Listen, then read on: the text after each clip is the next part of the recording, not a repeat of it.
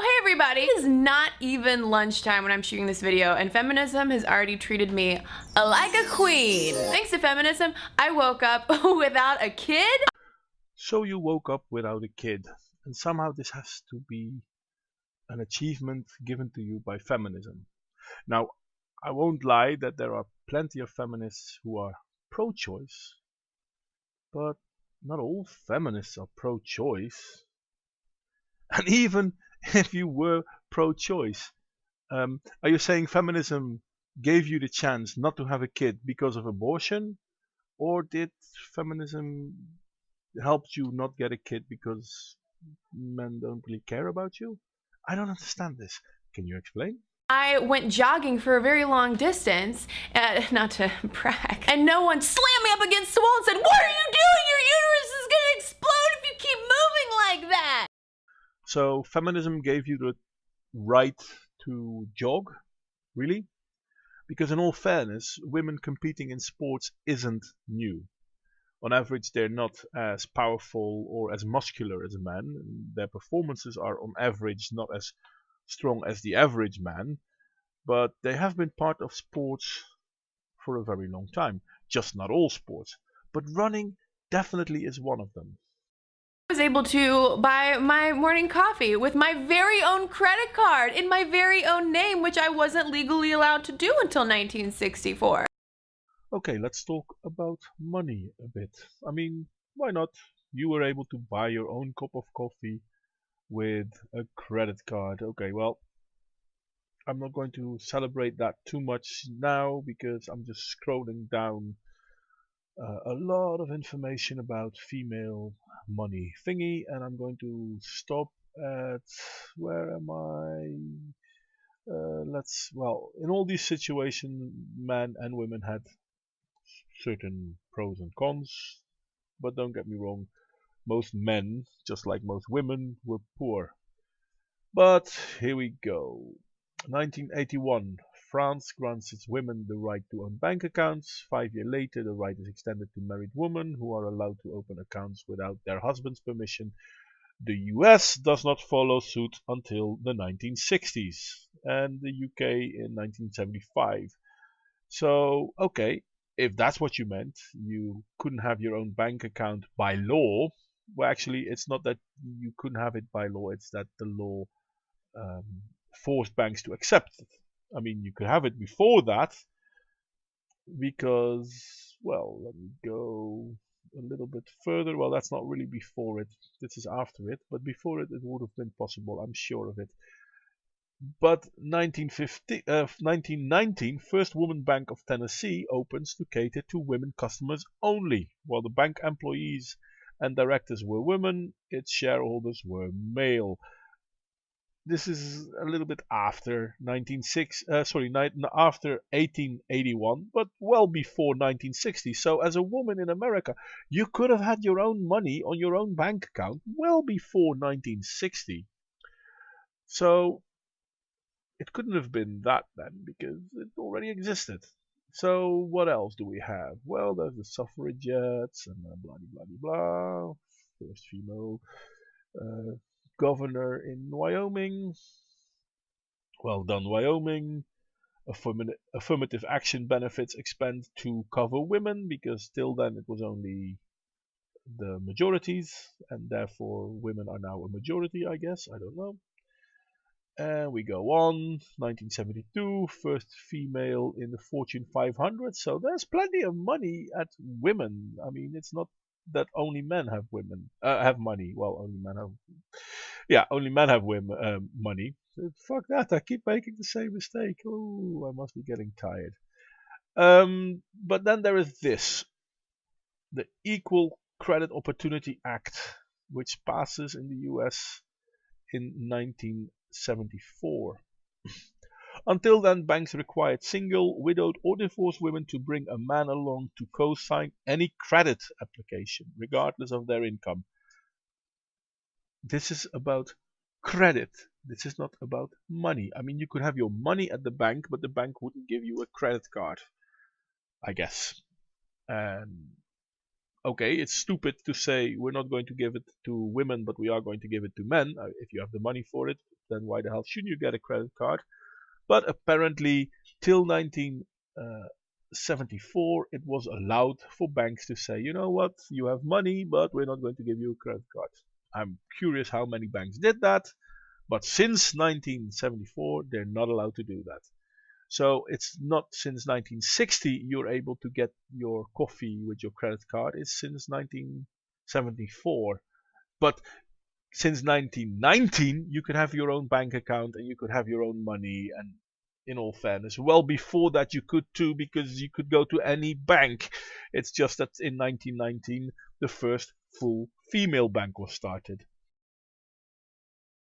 Ask Kristen question is coming from frequent stuff mom never told you commenter Satanist Sin. Can you make a list of feminism's accomplishments? I can't think of anything other than stuff my grandmother did. Please help. This is a question that's so often asked in a trollish kind of way, as if feminism, capital F, this like feminist corporation should be issuing an annual report every year just to prove that it is still relevant. But Satanist Sin, you're I feel like if I say Satanist Sin 7 times, you will appear, and I am way over my limit. I am going to entertain your request for a list of feminism's accomplishments. All I had to do, really, to find enough material to talk about for this one video is go back and offer a snapshot of some of the high points, just some of the high points of what feminism has accomplished only since 2012. First and most obviously, feminism continues to open professional doors for women that have previously been closed, whether due to cultural, institutional, or even legal factors. Okay, well, as a woman nowadays you can have whatever job you want. Then again, so can men. And if we go back a long time ago, men couldn't have any job they wanted either. You either had wealth or you were a worker. And if you were a worker, which was 80% of society, you did what needed to be done, not what you wanted to do. However, women already got some sort of protection, because even in 1842, a law banned women and boys under the age of 10 from working underground. So if you were older than 10 as a boy, yeah, you could work in the mines, but a woman still couldn't. So, and then later, of course, there was a law that says children couldn't work at all unless they were older than 8 years, but that's a completely different story. But here we can already see that even for the working class men and women, there was a difference. Men were totally fine to be put underground and work, where women had to be protected. In 2012, a record number of women were elected to Congress, and the same thing happened in Canadian Parliament a few weeks ago. According to Wikipedia, Janet Rankin was the first woman to be elected into Congress, and she herself said, "I will not be the last." She was part of the suffragette movement. If I'm not mistaken, it's something about that here. Yes, she joined suffragette movement, and well, she became the first woman to speak before the Montana legislature, making her case for women's suffrage, which is all very good and well. She did this. We should applaud her for it. But doesn't this kind of counter your argument of, let's say, the one before this, that women weren't allowed to do stuff like this? Because here we have a woman who did. Then in 2013, the US military opened up combat roles to women for the first time. Talk about breaking down some pretty historic reservations about places where women should and should not go. Well, I'm happy for all the women that want to join the army in America, that they are now allowed. But America isn't the first in this. And okay, they won't be the last, but there are female in combat roles in different militaries around the world. And currently, even in Syria, ISIS is being fought by, amongst others, the Peshmerga, which are famed about the fact that they have loads of female warriors. Even though on average women earn less money than men do. In 2014, 37% of women were the breadwinners in their households, which is up from just 4% in 1970. In terms of men, that whole women being allowed to be breadwinners thing opens up a lot more opportunities for you to define and choose what kind of career path and family role works best for you and your family. And where I agree that 37% of American women are now the breadwinner in their family, which is great, it kind of doesn't say that 35% of single parent families exist. And well, let's say 70, it's not 75%, but let's say 75% of those are women with kids. I'm more likely it's 99%, but let's say 75. So that means that there's only a very small percentage of dual incomes or married couples where the woman is the breadwinner. Most situations, this is in single parent households. And that's terrible. Don't you agree with me? I mean, poor women have to take care of the kids and have to make money because otherwise there's no food on the table. I don't know. I'm not sure if this is something to be proud of. Second big thing, feminism has also paved the way for mandating new protections for some of the most vulnerable members of our society. In 2013, 39 states passed laws to combat sex and labor trafficking as well as assist survivors, 94% of whom are female.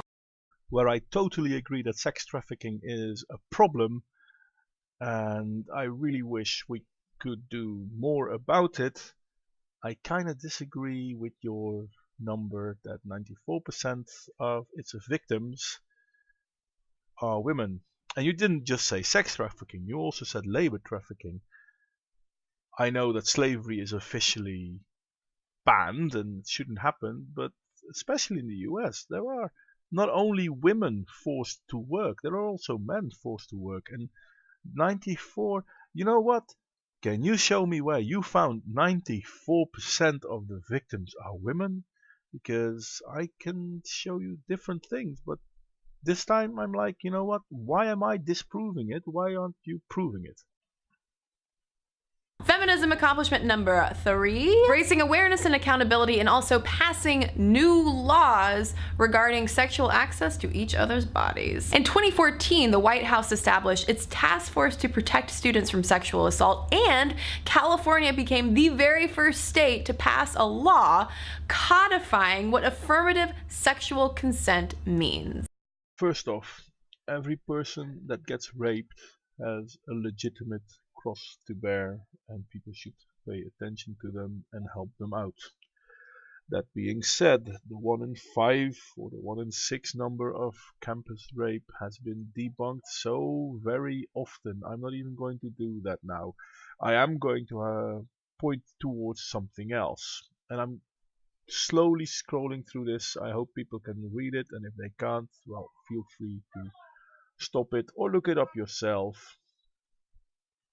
This is about a woman claiming that a group of lacrosse players at a university team assaulted and raped her. And if this were true, this is a dreadful thing. Yet it seemed that it was not true.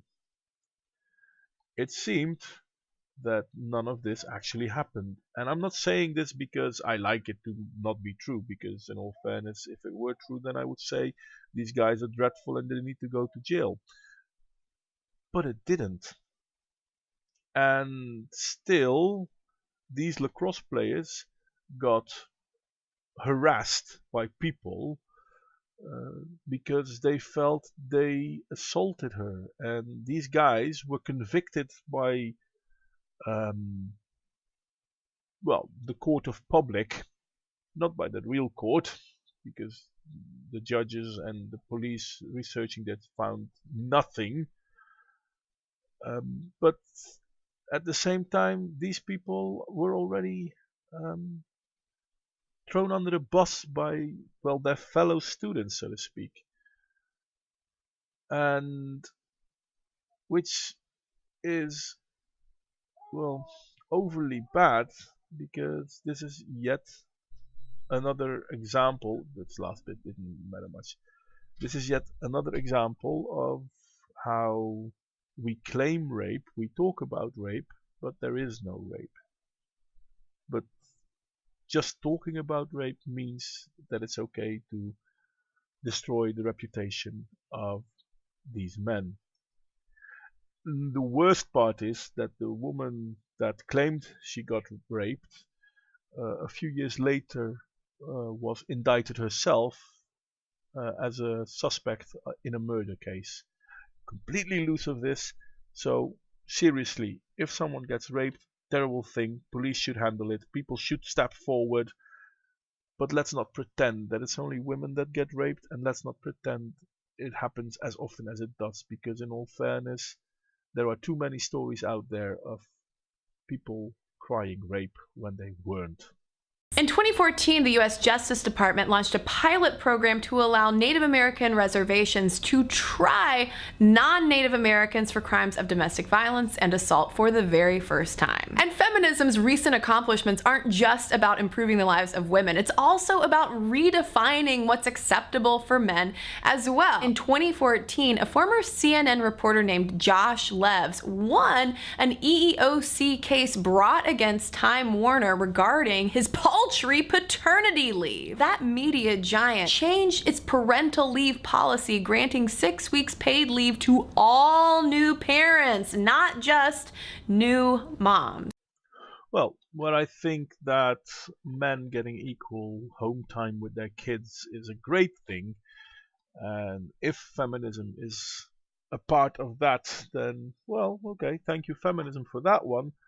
But at the same time, have you ever looked into the abused shelter for men situation, where one guy was trying to run an abused shelter for men in Canada, and he was the only one, and for that he got ridiculed by most feminists, and Canada didn't help out. He asked for financial assistance because he paid for it himself, but after the ridicule and being, well, financially bankrupt, eventually he committed suicide. Suicide actually being far larger a problem for men than for women, because, well, I won't even cite the numbers. Let's just say it's more than 2 to 1. It's way more than 2 to 1. Look it up. It's fair enough. And feminism did jack all to help these men. So why is that? Why is feminism helping men? Why should we be grateful for the great support men are getting from feminism? There is no support from feminism. Feminism is about women equality, but not equal to men. It's about better than men. I mean, there is no real equality here. Because if a woman is a victim, feminism rises up. But if a man is a victim, Fifth huge feminist accomplishment, swiftly creating new laws regarding crimes that weren't even possible when suffragists and second waivers were protesting. Case in point, revenge porn. In the past year, a slew of states have outlawed the distribution of so-called revenge or non-consensual pornography, and a federal bill is in the works. In the meantime, internet heavy hitters, including Reddit, Facebook, Twitter, and Google, have all established anti-revenge porn policies. okay, again, I partly agree with you. Revenge porn is a terrible thing, and it's a good thing that there are laws trying to stop it from happening. But at the same time, feminism did a lot of good for men on the laws. I mean, the Violence Against Women Act, which is a perfectly fine piece of law, I guess, but it sees only the women as victim. And women that are in domestic violence situations should definitely be helped. I have no will to disagree with that, because I totally agree with it. But how about men who are in a physical uh, aggressive situation where they are the victim? Because let's not pretend that doesn't happen. It happens almost as much. It's not that only women are victims here. But the laws that women rights activists push through, and I say women rights activists, I'm not even going to bother with the word feminist in this situation because feminists aren't always there. I mean, they claim a lot of stuff, but they're not always there. They always talk about how women are the victim. And where women are the victim, they should be helped, they should be protected. But so should men if men are the victim. And feminism seems to be totally fine with letting that happen because, hey, they're men. And even though the gender wage gap hasn't closed across the board, feminism is saving women money, honey. In Canada, for instance, in July 2015, the so-called tampon tax, or federal tax on menstrual hygiene products, was removed and thrown out like an old tampon. And a similar initiative is underway in the United States because seriously, paying more for tampons? Well, I'm glad you see it as a positive thing that the tax on tampons has been removed. Because indeed, women need these things. Just like, well, let's say, toilet paper, which both men and women need. So when are we going to expect taxes to be reduced on toilet paper? I mean, this would definitely help women, and it would help men. So this is something that we could both celebrate. If you don't mind, I won't hold my breath. Oh, and while we're talking about it, can we also remove taxes on food? I mean, we all need food, right? And it's still taxed. And it's not even my idea. My lovely girlfriend came up with that one. I mean, could we do that? That would be grand. More symbolically, feminism has also increasingly allied with other human and civil rights movements seeking equality for all people, regardless of ethnicity, gender identity, or sexual orientation. Yes, I'm talking about Black Lives Matter, which was started by 3 queer black women, Alicia Garza, Patricia Cullors, and Opal Tometi. And okay, now there are 2 things wrong with Black Lives Matters and feminism. Feminism did not start or in any way contribute to Black Lives Matters. And I want to have said right clearly now, Black lives do matter, just like everyone else's life does matter. This small database thingy from The Guardian shows how many people were killed by the police in the US in 2015. And you can see quite clearly that 302 black people were killed by the police, which is a terrible thing. It really is. It should be 0. It should be 0 on every ethnicity, but it's 302. However, the line above that, with 578 white, is the number of white people killed.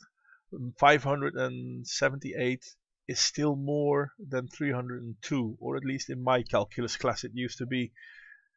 Does Black Lives Matter? Yes, it does. All life matters. And yet still, seeing this, what the hell has feminism to do with any of this? They didn't stop the killing. They didn't start it, thank God. But they're not really working to stop it. So trying to take credit for it, I'm glad that there has been the movement of Black Lives Matter, even though I disagree with some of the points they're making. It's good to raise awareness. And now you try to take part of that awareness and give it to feminism? What did feminism do? also about a really big thing that happened in the United States on June 26, 2015, which was gay marriage being legalized. Well, no, those were not the initiatives of feminists. Being allies is important feminist work. I can't help but notice that you claim just about everything that went well for the United States when it comes to social action is due to feminism. The same-sex marriage thing was a logical conclusion to the Baker versus Nelson same-sex marriage case in front of the US Supreme Court, which had a ruling in 1970, if I'm not mistaken, saying that men can marry. There is no reason, the law did not state they couldn't. And then, there was bickering back and forth. People were against it, people were for it. So the lawsuit got opened and it was rejected and yada yada yada blah blah blah. Eventually we came back to where it was allowed, and that's the story of it. I'm sorry, I miss the bit where it says, ooh, thank you feminism for this. Because feminism did jack all once again. So, Satanist sin. I mean, feminism has been pretty busy. But now, dear viewers, that I've given you like this much of what feminism has accomplished, I'm really curious, cautiously, because this is YouTube, to know what that means to you. Let me know in the comments. Well, you asked what I think it meant to me, that blah blah blah blah blah blah blah. And you asked me in the comments, so I'm going to post my response video in your comments. I'm sorry. What I think is either you do not know, which happens, I mean, I had to research stuff as well, or you do know. And you do not know, I don't mind, but you do know means that you're lying and you know you're lying. I won't say feminism is the crux of all evil or stuff like that, because, well, it's not. They try to be, but they're not. Feminism is one thing definitely not, and that is an egalitarian movement. They don't care about men. They hardly care about minorities, and they don't really care about sexual minorities. They try to make it sound like they do, but there are too many examples that prove they seriously don't. Now, if you were to tell me, look at what egalitarianism has done for our society, I would probably still make the same points, but I am all for egalitarianism. Now, getting taxes off, tampons, I'm sorry, that's not a big deal. I mean, you may make it sound like it's a big deal, it's still stupid. It benefits you, that's true, but the fact that it benefits you already shows how it's not an egalitarian thing, because it can maximally benefit 50% of the population. And that you're proud that women now are 37% breadwinner, yes, great thing. Were it not for the fact that 35% of the families in America are single parent families and nearly all of them are female, which is a problem. So being proud that they are now finally primary provider for their family is trying to make it sound as if it's a good thing that, well, they have to work because otherwise they're broke. I'm sorry. I'm trying to think that you really misunderstood this. And I'm hoping you really misunderstood this. But I'm also afraid that feminism has whitewashed your entire view. Well, whitewashed, of course, is a wrong word. I could call it purple washed or black washed. It doesn't matter. The thing is, you're throwing out herrings, trying to get people to follow them, and they're fake. Please stop doing that. Now, if again you were to say I'm a humanist or I'm an egalitarian and these are points that we've been fighting for, I would listen a little bit better. But you're trying to defend the same organization that has the hashtag kill all men. You're trying to defend an organization that thinks everything is problematic, and somehow you're defending, well, I could almost call it a religion that claims that half of the population is better than the other half, where I and a lot of humanists and egalitarians with me feel this is nonsense. There is no way to say that a certain person is better than another person, maybe better in a certain thing, but as a human, they are all the same value. Being white, being black, being yellow, being whatever, being male, being female, and whatever the new versions of sexuality people seem to think there exist, though I'm quite binary, I'm sorry. Please feel free to answer to anything I said. I am curious what I may have seen wrong, because hey, that's possible too. It really is. Just let me know.